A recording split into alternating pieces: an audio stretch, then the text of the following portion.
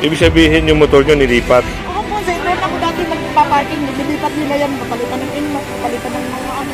Ako hindi ako nagpa-parking talaga.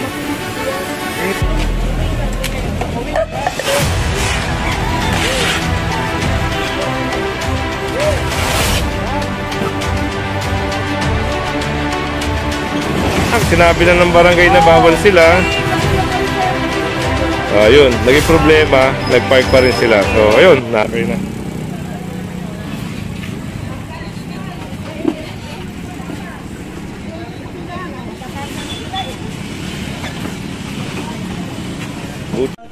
May araw dito, sir.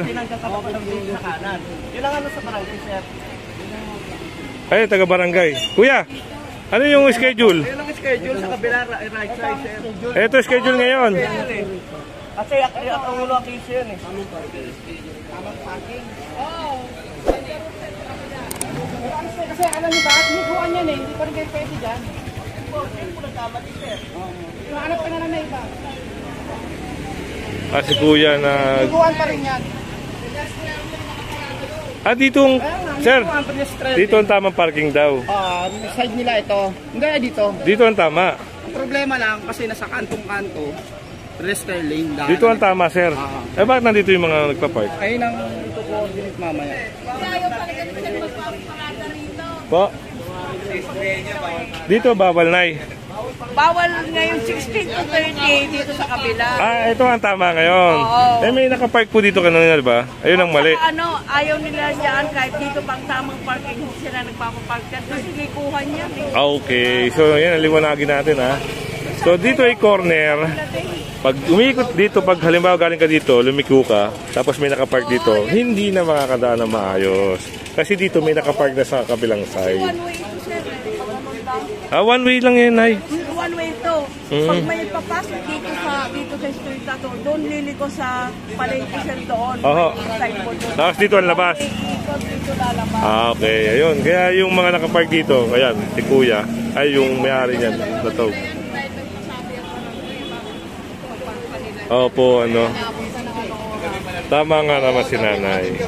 So, alam na nila, sinabi na ng barangay na bawal sila. Ayun, naging problema, nagpark pa rin sila. So, ayun, nataw. Punta nila dyan, pag nasa pedestrian, bawal po talaga harangan ng pedestrian. Hindi namin po pwedeng iusog yan. Hindi po kami ang mag-uusog yan. So, si nanay pala, pinarada niya dito. Pero bawal. Nakakanto po yan.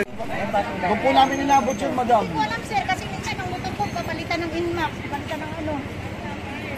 Papalitan ng motor. Oo, ganyan sila dito, sir, pag alam nilang parkingan nila ng nila yan. Pero ako hindi ako nag-usog ng motor. Sir, paano po napunta yun doon? Banda sa may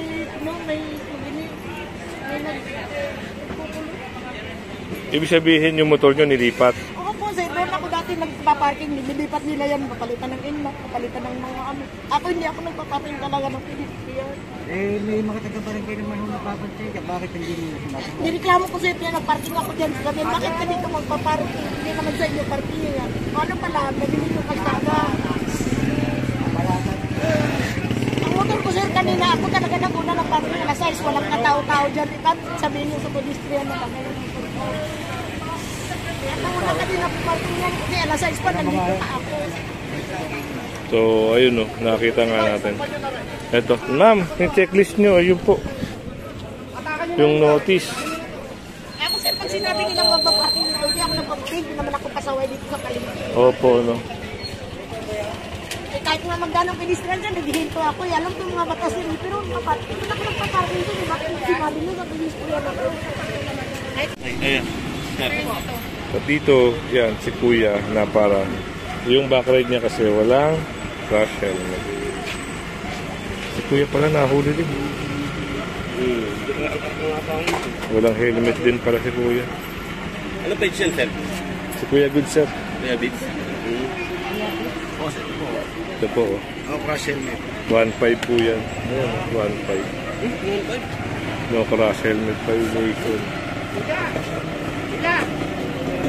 Ayun yung lisensya nila. Kasoli po yan, babayaran nila sa any bayad center. So, ayun nga. Lahat po ng mga nahuhuli naman, pag halimbawa MMDA, tinitikitan tapos binabalik yung lisensya. Tapos babayaran nila yan sa online payment, GCash o kaya bayad center.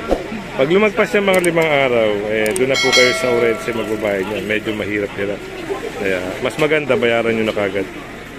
Yan, sa online payment o kaya sa bayad center.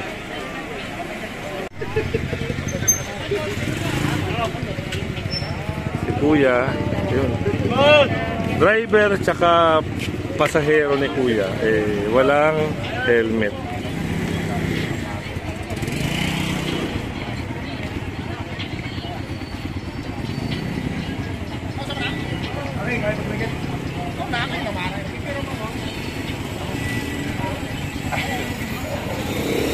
So, yun ay lisensya.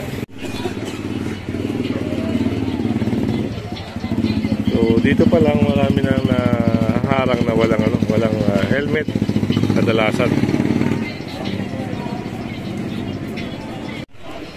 So, yun na.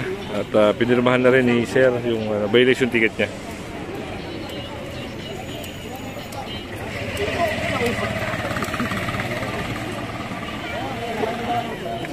Balikan na lang yung lisensya na bayad sa sarap po.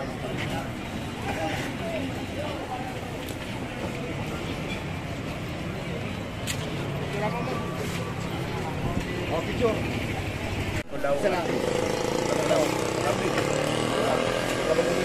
Dalawa. Hindi mo kayong mag-iwalay kayo. Walang alis, walang tapos. Hindi tapos. May una. Kasi mas malakas pag may ano tayo. Pagka dinilito mo yan, isa lang ang tatanungin natin hanggang doon sa may people's park.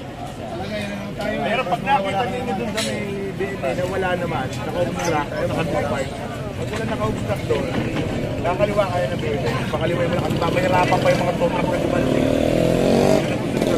Kakaliwa na tayo ng BNA. Uubusin natin ang kapito namin. Alabas tayo ng kapito namin. Tapos, nakanak ka ng victory.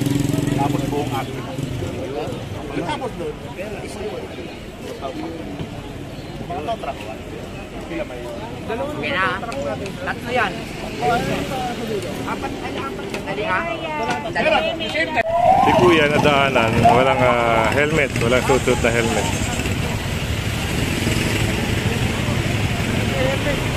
Kuya! Ano ba, atras ka?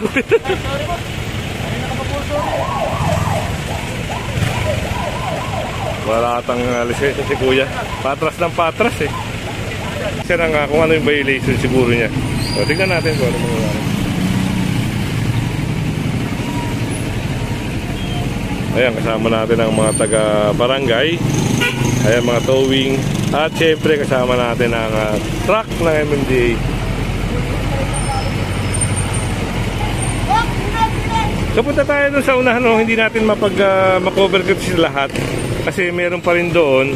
So nakikita nyo naman tinitikitan. At punta na tayo ron.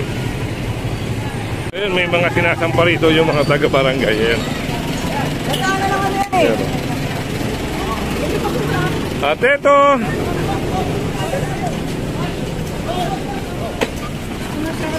ayan, nakasama rin, no?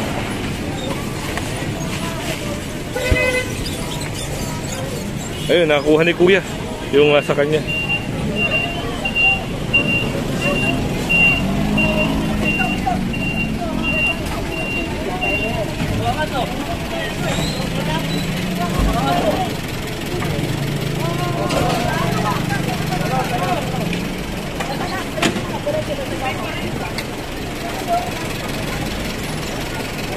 Oh, meron daw ba rin?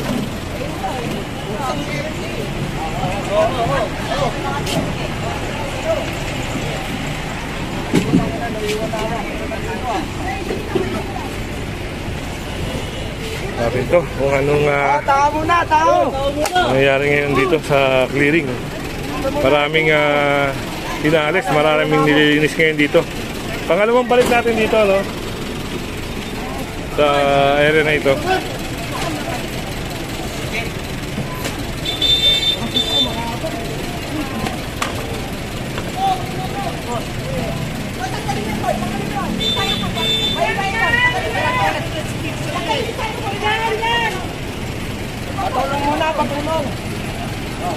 Sama natin ang mga taga-barangay.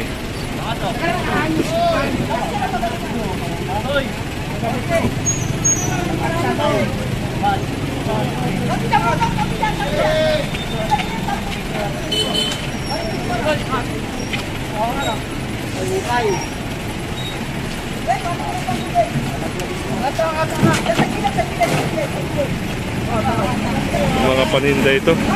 So nasakay na, sunod tayo ron. Meron din na isang motor ay nasa kayo. Isang Mio Sporty na motor. Tinatalian na ngayon.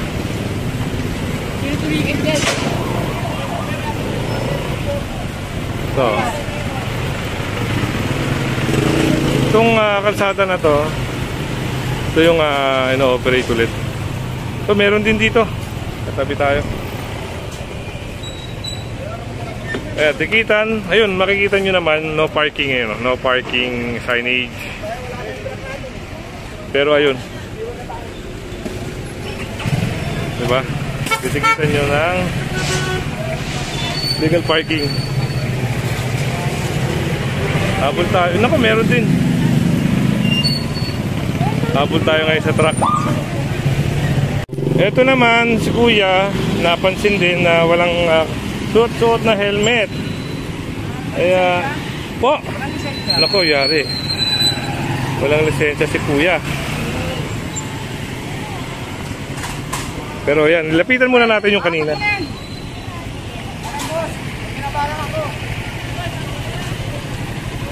Si sir pala may-ari niyan. Lapitan muna natin to, yung titikita dito. Yan, pinirmahan na. Babayaran niya sa any bike center o kaya online payment.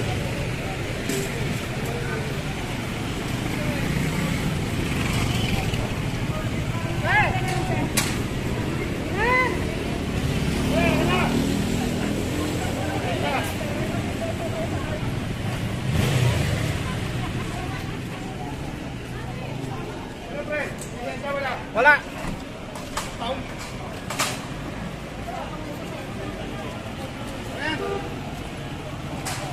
So, inihintay lang yung taga-towing. Sa Wala kang lisensya.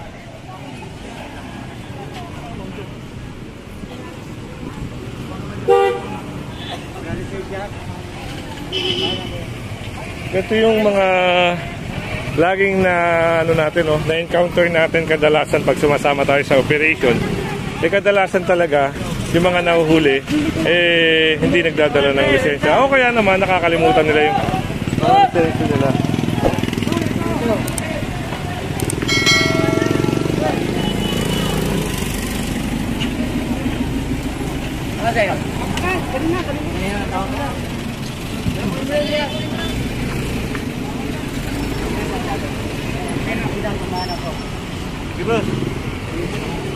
Ba't sir hindi ka nagdadala ng lisensya? Hindi. Ito sa lang kasi bibilang pang-isa lang. So yun na. Malapit lang. Pero kasi problema talaga. So yun, nasakay na no. Wala na dito. Dinala na ron yung yung motor. Kaya sunod tayo ron.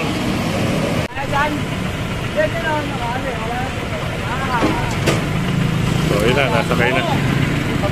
So ito, nasa corner.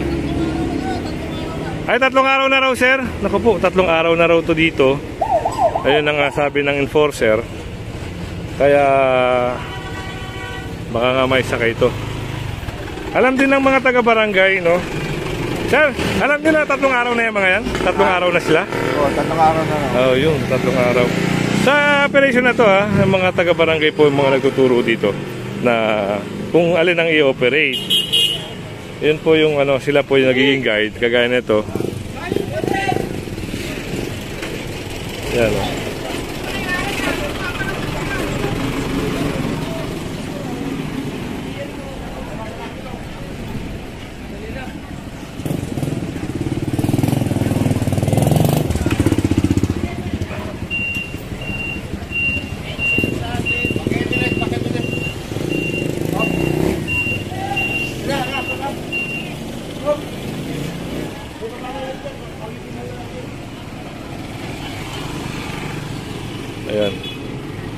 Gagamitan niya ng tow bar.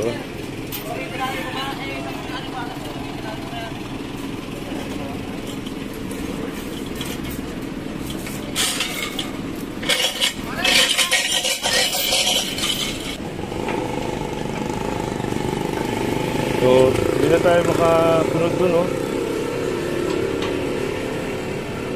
Ayan, nakakita nyo naman, inaangklahan na. So, punta tayo sa operation.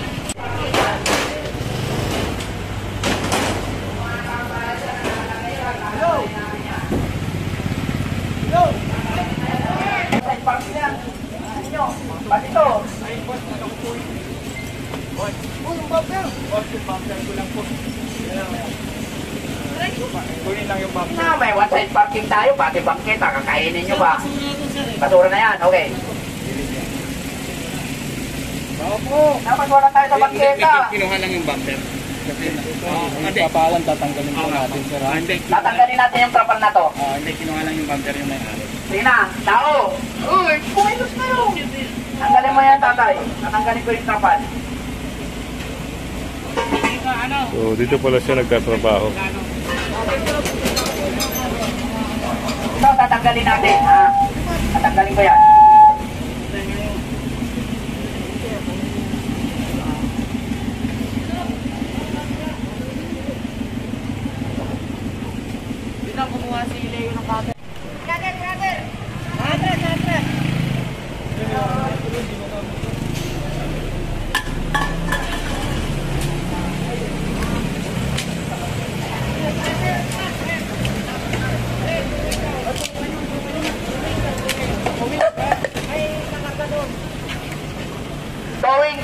Towing! May kakagalaw doon! Towing! Ito, ito ginagamit sa yung mga nagtatrabaho dito. Yun o, doon na sinakay. Yung mga nagtatapos ko ng basura, mamaya ko sa basura.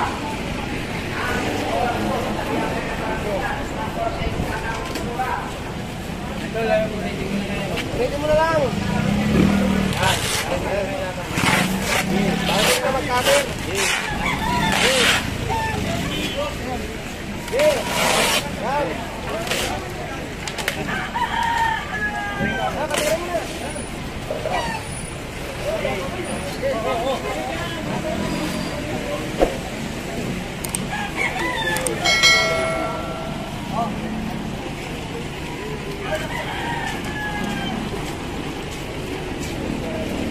Meron nata rito ng katawig.